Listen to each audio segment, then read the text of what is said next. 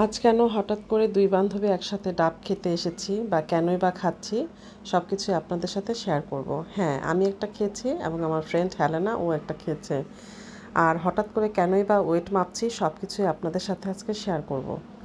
আসসালামু আলাইকুম, সবাই কেমন আছেন? আলহামদুলিল্লাহ, আমি তো ভালোই ছিলাম। তো আজকে হঠাৎ করে এতটাই অসুস্থ হয়ে গেছি বিকেলে, আমি আর বাসায় থাকতে পারিনি। আমি সাথে সাথে আমি আর কি মনে হলো যে আমাকে হসপিটালে আসতেই হবে।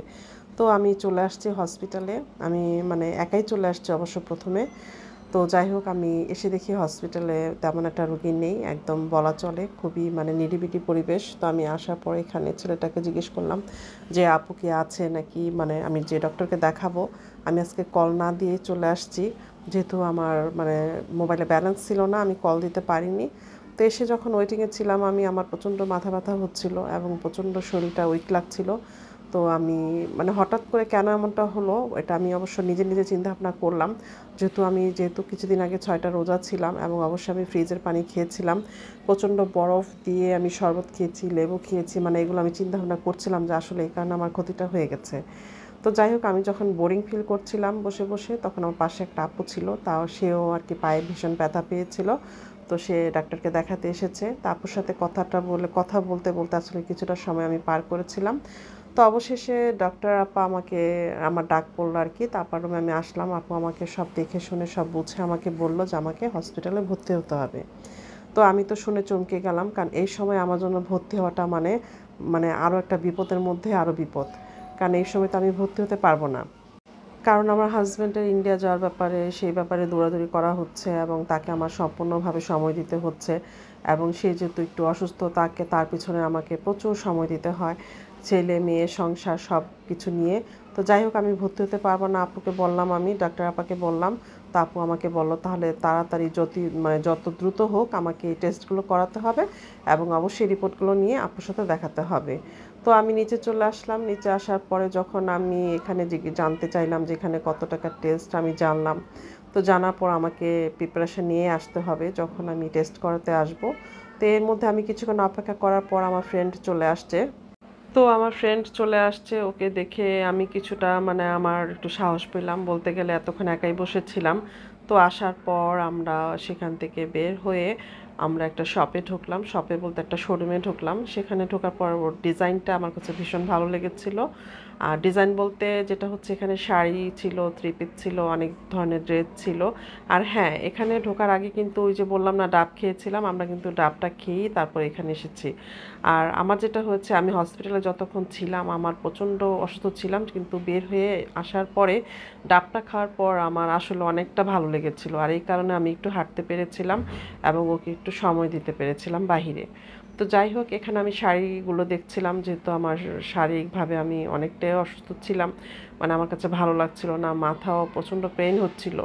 তো তারপরও ওর সাথে একটু কথা বলাতে বা একটু অন্যমনস্ক হওয়াতে ভালো লাগছিল। আর এই যে এখানে যে শাড়িটা দেখছেন, এই শাড়িটা আমার অনেক পছন্দ হয়েছিল। যদিও বা আমি এত পাতলা শাড়ি পরবো না, তো আমার কাছে ভালো লেগেছিল আর কি। শাড়িটা কালারটাও সুন্দর ছিল, হালকা বেগুনি কালার। আর এই দোকানের সব কিছুই আসলে পছন্দনীয় জিনিস। আর এখানে যেই দোকানটা শপটা করেছে তার আসলে রুচির প্রশংসা করতে হবে, ভালো লেগেছে আমার কাছে। আর এখানে যে ড্রেসগুলো দেখছেন, এখানে ব্ল্যাক ড্রেসটাও ভালো লেগেছিল আমার। তো যাই হোক, আমি যেহেতু শপিংয়ের উদ্দেশ্যে বের হইনি। আর এখানে যে ড্রেসগুলো দেখছিলেন, এখানে 4000 করে ড্রেসগুলো ছিল। ড্রেসগুলো সুন্দর ছিল, ভালো ছিল। তো হঠাৎ করে আমার একটা ড্রেসের দিকে চোখ গেল পিছনে। তো এখানে ব্ল্যাক অ্যান্ড হোয়াইট, এটা দেখে আমার অনেক ভালো লাগলো ড্রেসটা দেখে। তা আমি মেয়েটাকে বললাম যে আমাকে ড্রেসটা একটু দেখাও, আমি দেখবো। তো আমার কাছে ভালো লেগেছে। তো যাই হোক, মেয়েটা আমাকে ড্রেসটা খুলে ভালো করে দেখালো এবং অবশ্য ভিডিওতে ভালো লাগছে না দেখতে, কিন্তু আসলে বাস্তবে কিন্তু ড্রেসটা অনেক সুন্দর ছিল। এটা ট্রুপিস ছিল, সালোয়ার আর জামাটা ছিল। তো যাই হোক, আমি দেখলাম, কিন্তু দুঃখের বিষয় হচ্ছে আমার কাছে মনে হচ্ছিল যে ড্রেসটা পরলে গরম লাগবে, মানে আমার কাছে ভালো লাগবে না। আর আমি সবচাইতে মানে ভালো ফিল করি হচ্ছে সুতি জামা কাপড় যেটা। তো যাই হোক, একটা কফি কালার ছিল, একটা ব্ল্যাক অ্যান্ড হোয়াইট ছিল। তা আমি বললাম যে দুইটাই যদি ব্ল্যাক অ্যান্ড হোয়াইট থাকতো তাহলে হয়তো বা আমি নিতে পারতাম বা নিতাম। তো সেখান থেকে আমি বের হয়ে আসলাম, যেহেতু আমার ভালো লাগছে না। আর এখানে দেখছেন হেলেনকা, ও হাঁটতে পারছিল না, ওকে আমি অনেক কষ্টে নিয়ে আসছিলাম। তো যাই হোক, এখানে বের হওয়ার পর আমরা একটু বেলপুরি খাবো ভাবছিলাম, কিন্তু এখানে এতটাই ভিড় ছিল, ভিতরে বসার কোনো প্লেস ছিল না।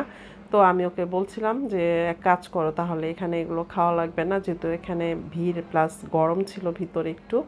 তো আমি বললাম তাহলে অন্য কোথাও চলো, অন্য কিছু খেয়ে তারপর চলে যাই। তো যাই হোক, আমরা সেখানে অনেকক্ষণ ওয়েট করার পর এখানে যেটা দেখছেন সেটা হচ্ছে চিকেন কষা। মানে এখানে চিকেন, যেহেতু আমি চিকেন পছন্দ করি না, আমার কাছে বেশি একটা ইন্টারেস্ট লাগেনি। তা আমি সেখান থেকে আমি ওকে নিয়ে চলে আসলাম। আমি বললাম যে না, এখানে এগুলো খাবো না, অন্য কোথাও যাই।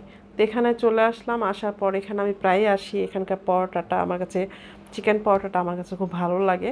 তো আমি আজকে থেকে 4-5 বছর আগে এটার প্রাইস ছিল হচ্ছে কত জানি 40 টাকার মতো ছিল, এখন দেখি যে 80 টাকা হয়ে গেছে।